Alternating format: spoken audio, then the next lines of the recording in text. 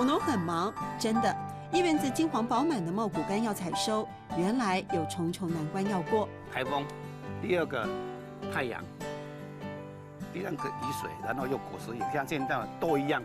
还有鸟哎，现在的鸟吃太啊，吃剩下的才是我们的。笑笑说着农损严重，黄文清和太太的豁达源自对无毒农业的坚持。不撒农药的茂谷柑，率先来尝鲜的总是不请自来的鸟客人。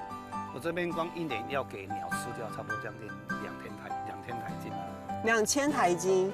把头整个收进去，那我们从外面看哦。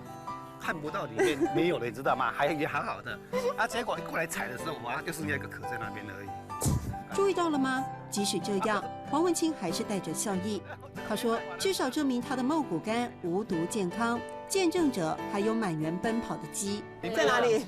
哎呀，你已经开始找起来了，在哪里？看一下，哎，看到，来了。一晃眼，鸡只躲进草丛里。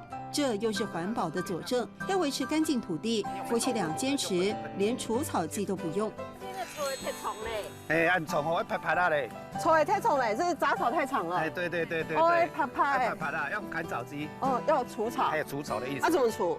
用砍草机除，不撒除草剂哦。没有，用背负式的砍草机除。论经营效益，这对夫妻的算盘肯定拨不精。还好客人有回馈。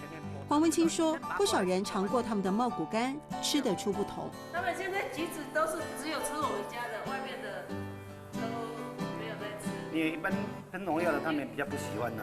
好的回应让果农更忙了，忙着克服无毒农业不敷成本的现况，继续追求它的绿色循环。草会太重嘞，我会啪啪啦。草会太重嘞，我会啪啪啦。